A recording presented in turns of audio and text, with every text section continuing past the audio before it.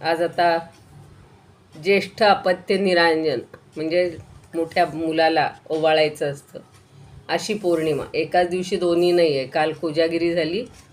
तर सगळ्यांना शुभेच्छा आपापल्या. आम्ही आता इकडे निघून आलो, नाही तर मुलगी म्हणत होती राहा आई तिथपर्यंत. तर सगळ्यांना शुभेच्छा.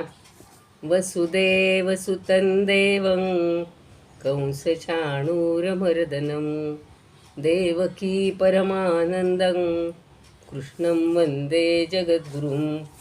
गुरुर्ब्रह्मा गुरुर्विष्णुः गुरुर्देवो महेश्वरः गुरुः साक्षात् परब्रह्म तस्मै श्रीगुरवे नमः. शान्ताकारं भुजगशयनं पद्मनाभं सुरेशं विश्वाधारं गगनसदृशं मेघवर्णं शुभांगं लक्ष्मीकान्तं कमलनयनं योगिभिर्ध्यानगम्यं वन्दे विष्णुं भवभयहरं सर्वलोकैकनाथं. यं ब्रह्मा वरुणेन्द्ररुद्रमरुतः सुन्वन्ति दिव्यैः सवैर् वेदैः साङ्गपदक्रमोपनिषदैर्गायन्ति यं सामगाः. ध्यानावस्थिततद्गतेन मनसा पश्यन्ति यं योगिनो यस्यान्तन्न विदुःसुरासुरगणा. देवाय तस्मै नमः. देवाय तस्मै नमः. जय श्रीकृष्ण. सर्व श्रोत्यांना आणि भागवत भक्तांना सादर वंदन. आज आपण आता काल रास पाहिलेला होता, त्याच्यातलाच महारास म्हणजे रात्रभर त्यांनी पुन्हा जेव्हा एकदा अदृश्य झालेले होते आणि पुन्हा दृश्य स्वरूपात येऊन सगळ्या गोपींना खूप आनंद दिलेला आहे. सगळ्यांबरोबर क्रीडा केलेल्या आहेत आणि नंतर काय म्हणतात ब्राह्ममुहूर्तापर्यंत म्हणजे रात्रभर, काल जसं म्हणतात ना कोजागरती, पूर्ण जागायचं असतं, तर सगळ्यांच्या बरोबर त्यांनी महारास केलेला आहे. आणि मग सगळ्या गोपी ह्या ब्राह्ममुहूर्तावर, आता त्यांची इच्छा नव्हतीच, अजूनसुद्धा खेळावंसं वाटत होतं. आम्हाला आठवतं की लहानपणी किंवा तुम्हीसुद्धा मंगळागौरीचे खेळ असे रात्र रात्र जागवायचे असायचे. आणि पहाट झाली की तो नैवेद्य दाखवून काय दहीभात खाऊनच घरी किंवा दहीपोहे खाऊनच घरी जायचं. तसं मग त्या गोपिका सगळ्या भगवंतांना प्रिय होत्या आणि त्यांनाही भगवंत प्रिय होते. तर अशा रासलीला करून आपल्या घरी परत गेलेले आहेत. तर त्यांनी उलट सांगितलेले की अशी भगवंताबरोबर जो रासक्रीडा करतो किंवा या रासक्रीडेचं जो वर्णन ऐकतो तो या कामदेवापासून आपली स्वतःची सुटका करून घेतो. म्हणजे भगवंताबरोबर लीन होणं, एकरूप होणं हे काही गुन्हा नाही आहे. आपले सगळे आई वडील भाऊ बंध सगळे तेच आहेत असं समजून हा महारास हा त्यांनी साजरा केलेला आहे, आनंद घेतलेला आहे. आणि आता आपण पुढच्या भागाकडे वळणार आहोत. सगळ्यांना माहिती आहे की अक्रूराला कंस वनात पाठवतो, व्रजात पाठवतो, गोकुळात. आणि त्याच्या आधी एक अरिष्टासूर म्हणून आहे, तर त्याचा उद्धार केल्याची कथा आहे. आता शुकाचार्यच सगळी ही कथा परीक्षिताला सांगतायत. आणि ज्या वेळेला श्रीकृष्ण व्रजामध्ये प्रवेश करत होते त्याच वेळेला, आता ह्या रास क्रीडा झाल्यानंतर, महारास झाल्यानंतर जेव्हा ते व्रजामध्ये येत होते त्यावेळेला एक अरिष्टासूर नावाचा दैत्य, या दैत्यांनी सगळी वेगवेगळी रूपं घेतलेली आहेत. तर बैलाचं रूप घेऊन तो आलेला होता. त्याचं वशिंड आणि शिंग तसं शरीर इतकं प्रचंड होतं की खुरांनी जमीन उकरत तिला थरथर कापवत, जमिनीला थरथर कापून टाकत असा तो त्या ठिकाणी त्यानं प्रवेश केलेला आहे. आणि मोठ्यांदा हंबरत होता, त्याचे आवाज भयंकर होते, जशी सिंहाची गर्जना. ऐकूनच सगळे प्राणी गपचूप होऊन जातात, घाबरून जातात. आणि आपल्या खुरांनी जमीन उकरत होता. शेपूट उंचावून अशी शिंगांनी तट इत्यादी ढासळत चाललेला होता. आणि मधून मधून त्याचं ते नैसर्गिक क्रिया होत होत्या. शेण आणि हे टाकणं चाललेलं होतं. आणि त्याच्या हंबरण्यानं सगळ्या स्त्रिया खूप काही काय म्हणतात घाबरून गेल्या. अहो काही गायींचे तर गर्भपात झाले. म्हणजे इतका तो भयंकर आवाज होता. आणि त्याच्या वशिंडाला काही जण तर पर्वत समजत होते आणि ढग त्याच्यावर येऊन थांबतायत असं कल्पना होती. आता या तीक्ष्ण शिंगाच्या बैलाला पाहून गोपी आणि गोप सगळेजण तर घाबरून गेले. गुरंही घाबरून गेली आणि ती गुरं तर गोठा सोडून पळायला लागले. त्यावेळेला सगळे ब्रजवासी जे आहेत ते कृष्णाला म्हणतात, कृष्णा कृष्णा धाव धाव, मदत कर, आक्रोश करत सगळे श्रीकृष्णाला शरण गेले. मग सगळं गोकुळ हे भयानं व्याकुळ झालं होतं. आणि हे भगवंतांनी पाहिलं आणि मग ते सांगतात की अहो भिवू नका. सगळ्यांना धीर दिला त्यांनी आणि त्या वृषासुराला त्यांनी आव्हान दिलेलं आहे. ते म्हणतात, अरे मूर्खा महादुष्टा, या गायी आणि गवळ्यांना भिवून काय, म्हणजे भिवून तुला काय मिळणार आहे? तुझ्यासारख्या नीच दुष्टांच्या ताकदीचा गर्व असणारा मी इथे आहे ना. ते काय तुला युद्ध करायचं असेल, काय घाबरायचं असेल ते तू माझ्यासमोर आहे. आणि भगवंतांनी असे दंड थोपटले. त्याला चिडवण्यासाठी आपल्या एका मित्राच्या खांद्यावर हात टाकून ते असे उभे राहिले. आणि त्या आव्हानामुळे तो संतापला आणि त्यांनी खुरानी आपली जमीन पुन्हा उकरत श्रीकृष्णांच्या अंगावर जोरात धावलेला आहे. त्यावेळेला उंचावलेल्या त्याच्या शेपटाच्या धक्क्यानं आकाशातील ढगसुद्धा गरगर फिरायला लागले. म्हणजे काय त्याची ताकद असेल बघा. आणि त्यानं मग काय केलं, आपली तीक्ष्ण शिंग समोर धरली अशी आणि लाल लाल डोळ्यांनी श्रीकृष्णांकडे अशा तिरप्या नजरेनं तो पाहायला लागला. आणि इतक्या वेगानं तुटून पडला की जणू काही इंद्रानं सोडलेलं वज्रच. इंद्राचं वज्र हे सर्वश्रेष्ठ हत्यार आहे.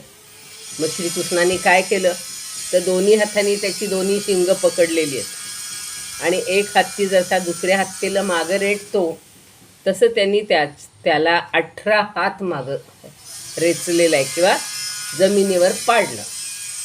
आणि त्याला ढकलल्यानंतर लगेच तो पुन्हा संतापून पुन्हा दीर्घ श्वास सोडत पुन्हा त्यानं भगवंतावर चढाई केलेली आहे. पण त्याचं शरीर अगदी घामाने डबडबून गेलेलं होतं. आणि तो अंगावर पुन्हा येतोय पाहिल्यानंतर भगवंतांनी परत त्याची शिंग पकडली, त्याला जमिनीवर पाडलं. नंतर त्याला पायांनी दाबून ओला कपडा जसा पिळावा ना तसा त्याला पूर्ण पिळलाय. आणि मग त्याचं शिंग उखडून त्यानंच टोचून त्याला मारलं. त्याच्या शिंगांनी भगवंत म्हणजे कल्पनाच करवत नाही आहे. आणि तो तिथेच निश्चित पडून राहिला. नंतर मग अर्थातच तोंडातनं रक्त फोकत आणि विष्ठा आणि मूत्र सोडत तो दैत्य पाय झटकायला लागला. त्याची बुबळं उलटी झाली. अतिशय कष्टानं त्यानं आपले प्राण सोडले. आणि तेव्हा सगळ्या देवांनी भगवंतावर पुष्पवृष्टी केलेली आहे. त्याची सगळे स्तुती करायला लागले की जेव्हा या बैलाच्या रूपानं आलेल्या अरिष्टासुराला मारलेलं आहे तेव्हा सगळे गोपही त्याची प्रशंसा करायला लागले. आणि नंतर त्यांनी बलरामांसह आपल्या वाड्यामध्ये प्रवेश केला. मग गोपींनासुद्धा आनंद झालेला आहे. त्यांचे नेत्रसुद्धा आनंदाने अगदी भरून गेले. असं आनंदाश्रू येतात ना की एवढं काम केलं माझ्या मुलांनी, तसं त्या भगवंतानी एवढं मोठ्या त्या सुराला त्या मारल्यानंतर सगळ्यांना कौतुक वाटलेलं आहे. आणि त्या दिवशी जेव्हा त्यांनी त्या मारलं अरिष्टासुराला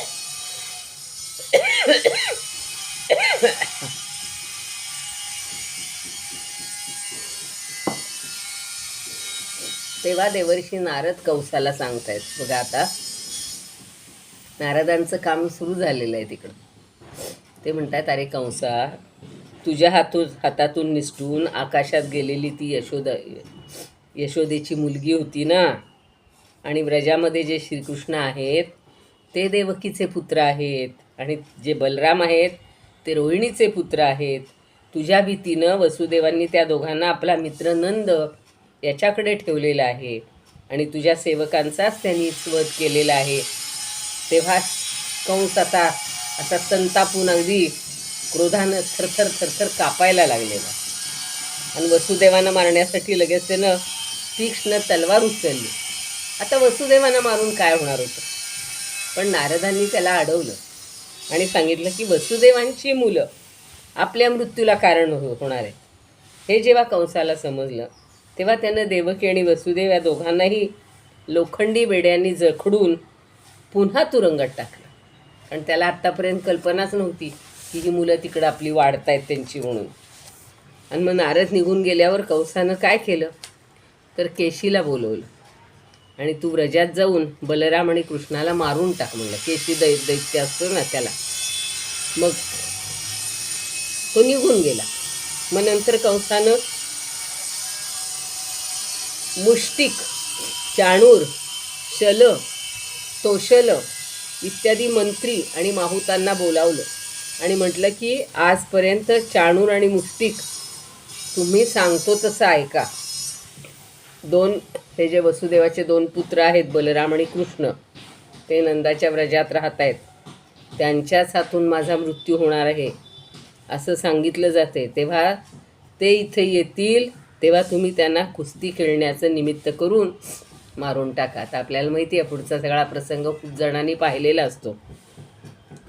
तुम्ही आखाड्याच्या 4ही बाजूनी निरनिराळ्या प्रकारचे रंगमंच तयार करा. नगरवासी आणि ग्रामवासी यांच्यावर बसून स्वच्छंदपणानं कुस्ती पाहतील अशी सगळी व्यवस्था करा.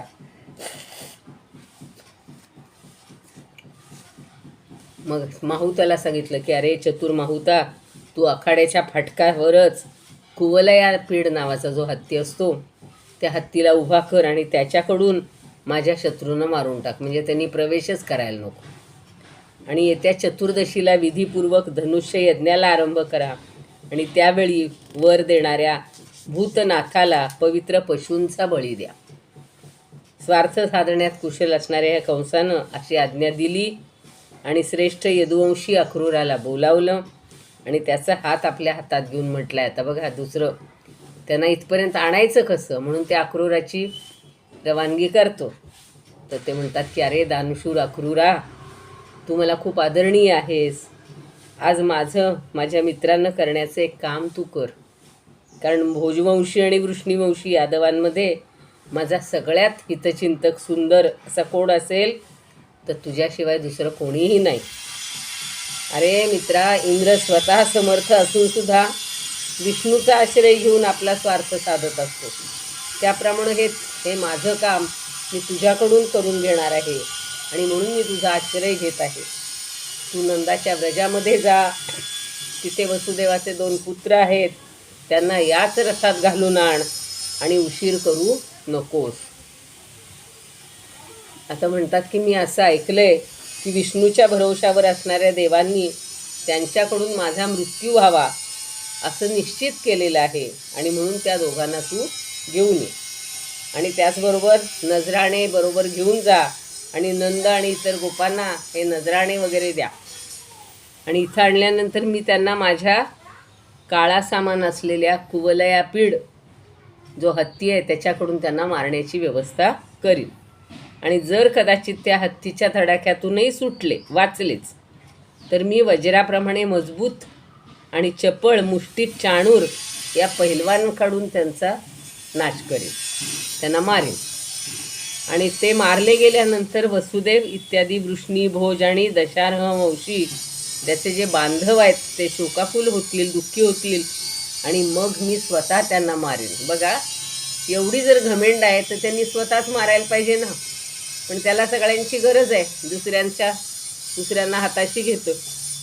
आणि तसेच म्हणतो की पिता उग्रसेन हे वृद्ध असून सुद्धा त्यांना अजून राज्याचा लोभ आहे, म्हणून मी त्यांचे भाऊ जे देवक आणि अन्य जे कोणी माझे शत्रू आहेत त्या सगळ्यांना मी यमसदनाला पाठवेन.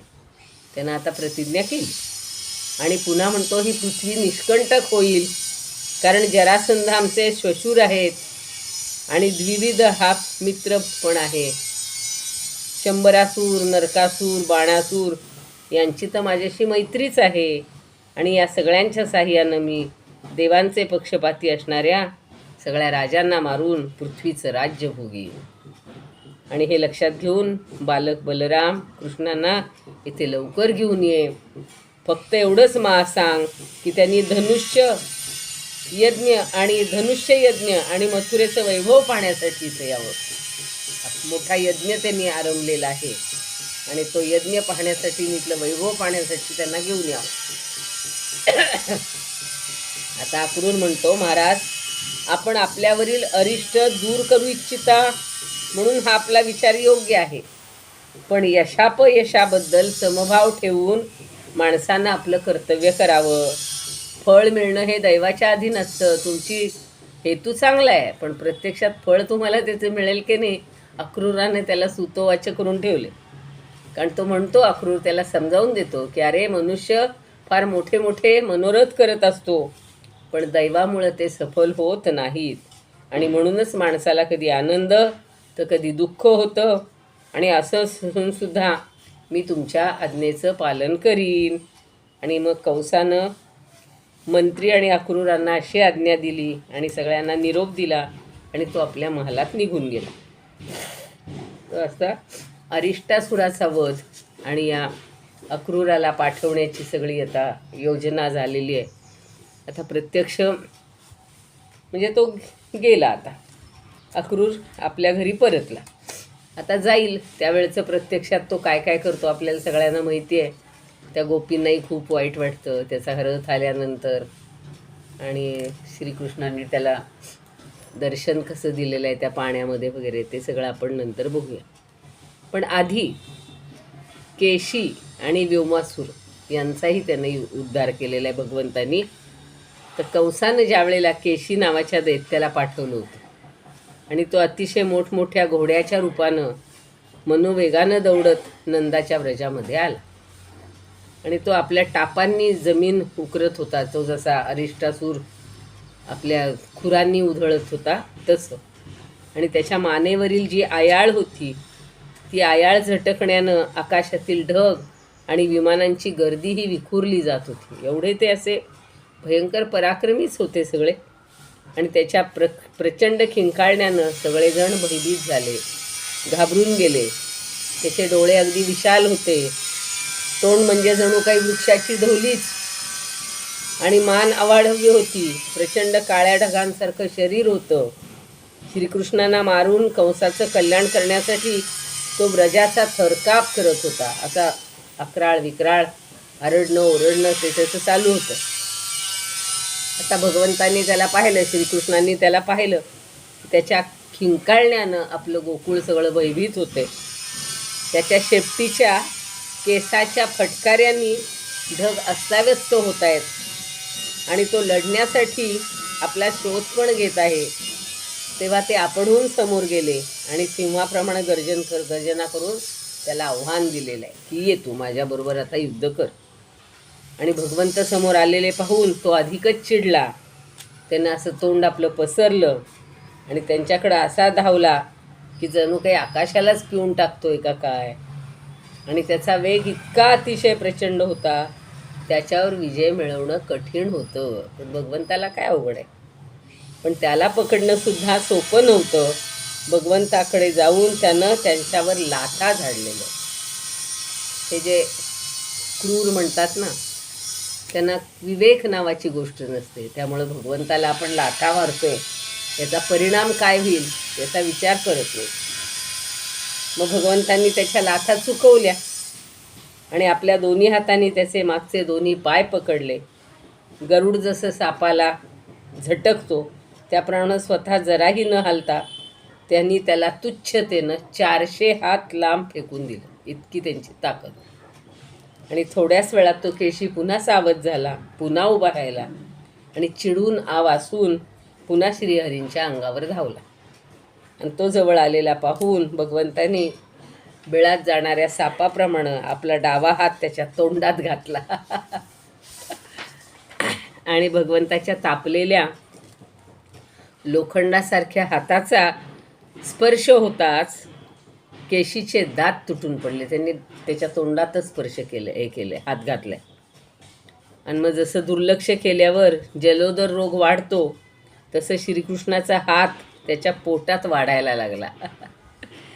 आणि हात त्याच्या शरीरात जसा जसा वाढू लागला तसा त्याचा श्वासोच्छ्वास बंद झाला.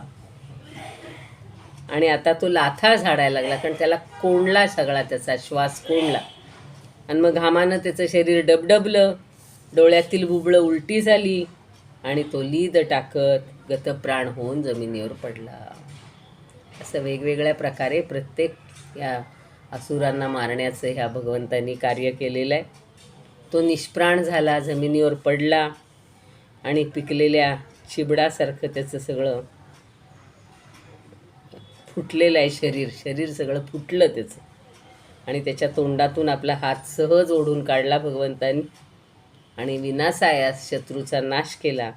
त्याचं देवांना आश्चर्य वाटलं. त्यांनी भगवंतावर फुलांचा वर्षाव केलेला आहे. सगळीकडे आपला हा आनंदी उत्सव कायम साजरा होतो.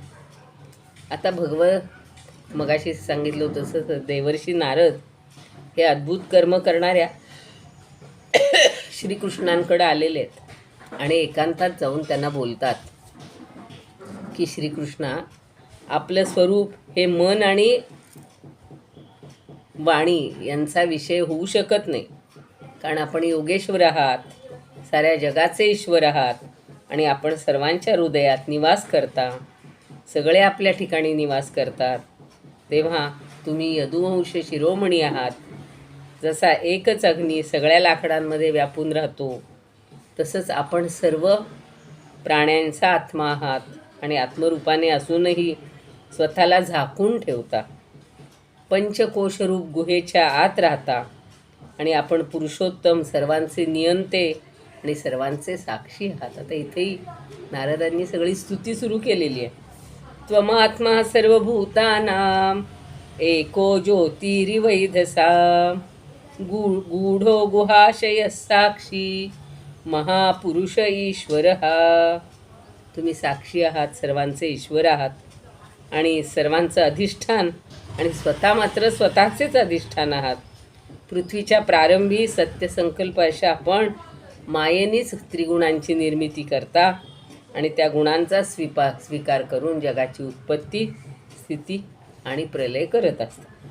तेव्हा राजांच्या रूपात असणाऱ्या दैत्य, प्रमथ आणि राक्षसांचा विनाश करण्यासाठी आणि धर्ममर्यादेचं रक्षण करण्यासाठी आपण अवतीर्ण झाले आहात. भगवंत कशासाठी अवतार घेतो त्यातला महत्त्वाचा भाग असतो दुष्टांचा संहार आणि धर्माचं संरक्षण.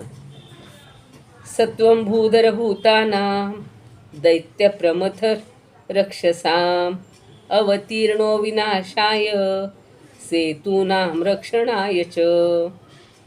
आणि आपण घोड्याचं रूप घेऊन राहिलेल्या या केशी दैत्याला ठार मारलं ही अतिशय आनंदाची गोष्ट आहे. त्याच्या केवळ खिंकाळण्याला भिवून सगळे देव आपला स्वर्ग सोडून पळून जायचे.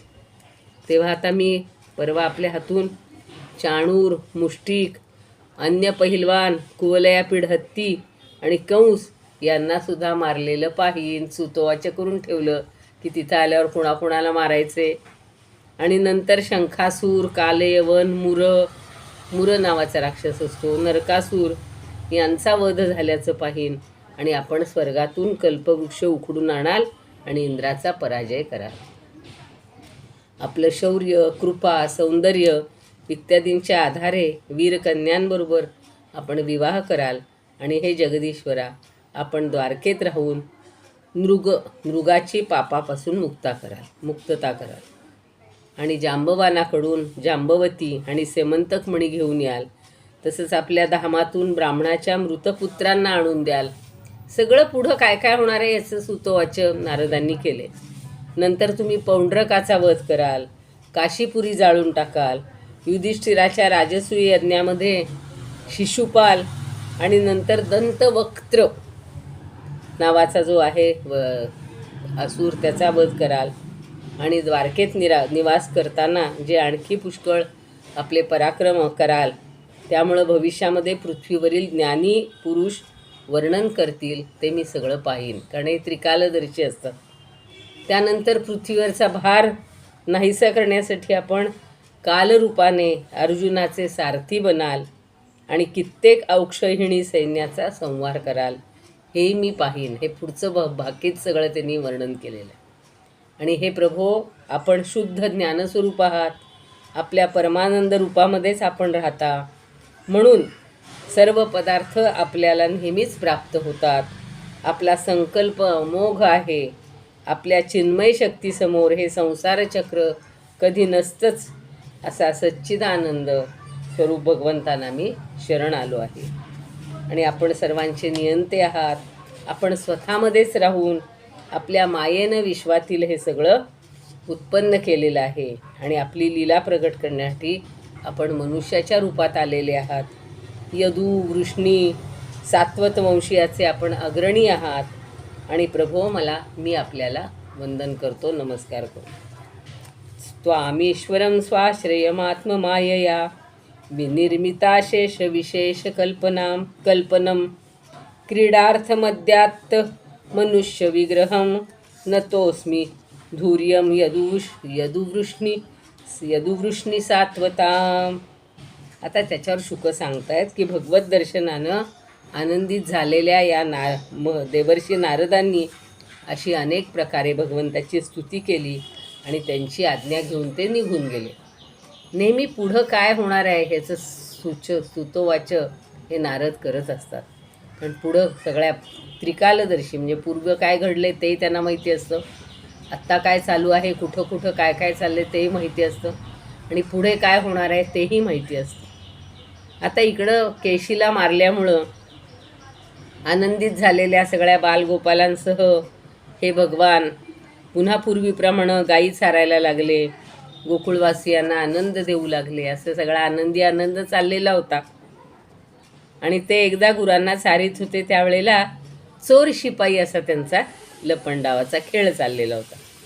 आणि काही जण चोर होत होते, काही जण शिपाई होत होते, आणि काही जण बोकड पण बनले होते. आणि अशा प्रकारे निर्भय होऊन ते खेळात रममाण झालेले होते. तेवढ्यात काय होतं, गवळ्याचा वेश घेऊन महामायावी मयाचा मुलगा व्योमासूर तिथे आलाय. बघा, एकात एक किती घटना घडत असतात. आणि तो खेळामध्ये बऱ्याच वेळा चोर व्हायचा आणि बोकड झालेल्या पुष्कळ मुलांना चोरून नेऊन लपून ठेवायचं. सगळी जी रूपं घेतलेली होती इतर मुलांनी, गोपांनी, त्याच्यामध्ये हा घुसला होता. आणि हा महान असुर वारंवार त्यांना घेऊन जाऊन एका डोंगराच्या गुहेत लपून ठेवत होता आणि तिचं दार मोठ्या शिलाखंडानं झाकून ठेवत होता. आता सगळे करता गोपाळ फक्त 4-5 शिल्लक राहिले. बाकी सगळ्यांना त्यानं त्या गुहेमध्ये नेऊन लपवून ठेवलं. आता भक्तरक्षक भगवंत आहेत, ते काय असे डोळे झाकून बसलेत का हो? त्यांनीही याची चाल ओळखलेली आहे. त्या व्योमासुराची चाल ओळखली आणि तो जिथे त्या गोपाळांना घेऊन जात होता त्याच वेळेला सिंह जसं लांडग्याला पकडतो तसं त्यांनी बळच त्याला पकडलेलं आहे. आणि बलवान व्योमासुरानं एखाद्या पहाडाप्रमाणे आपले खरं रूप प्रगट केलं. व्योम म्हणजे आकाश. व्योमासुर इतका तो प्रचंड मोठा होता की स्वतःला सोडून घेण्याचा त्यानं प्रयत्न केला, पण भगवंतांनी पकडल्यामुळं त्याला तो कळवळला पूर्ण आणि स्वतःला सोडून काही घेऊ शकला नाही. पुन्हा मगासारखंच प्रत्येक असुराला जसं मारले तसं दोन्ही हातांनी त्याला जखडून टाकलं, त्याला जमिनीवर पाडलं आणि एखाद्या पशुप्रमाणे त्याचा गळा दाबून त्याला ठार मारलेलं आहे. तेव्हा देवता फक्त विमानात बसून त्याची ही लीला पाहतात आणि पुष्पवृष्टी करत असतात. मग श्रीकृष्णांनी गुहेशा इथं तो मोठा शिलाखंड जो लावून ठेवलेला होता तो बाजूला केला. त्याच्यातून लपवलेल्या सगळ्या गोपाळांना त्यांनी अडचणीतून बाहेर काढलं आणि देव आणि गोपाळ हे त्यांची स्तुती करायला लागले आणि श्रीकृष्ण आपल्या गोकुळात परत आले. असे अरिष्टासूर, व्योमासूर तो सगळ्या रूपात वेगवेगळे आलेले आणि सगळे शंखासूर, कालयवन, आता या सगळ्यांचे पुन्हा वध होणार आहेत ते आपल्याला पाहायचे. आता अक्रूर हा ब्रजामध्ये येतो आणि या दोघांना घेऊन जातो. तो जो प्रसंग आहे तो थोडासा आज आपला होईल, कारण अजून 4-5 मिनटं आहेत. तर तो अक्रूरसुद्धा रात्रीच्या वेळेला मथुरेत राहतो आणि सकाळी रथात बसून नंदाच्या गोकुळाकडे निघाला. मध्यंतरी या घटना घडलेल्या आहेत. म्हणजे अरे याला वाटत असतं कंसाला की अक्रूर जाण्यापूर्वीच याचा निपात केला तर बरंच आहे ना, आपल्याकडं आणायलाच नको ती बॅग. पण तरीसुद्धा तेही प्रयत्न व्यर्थ झाले. 2-3 असुरांना त्यांनी पाठवलं, काही उपयोग झाला नाही.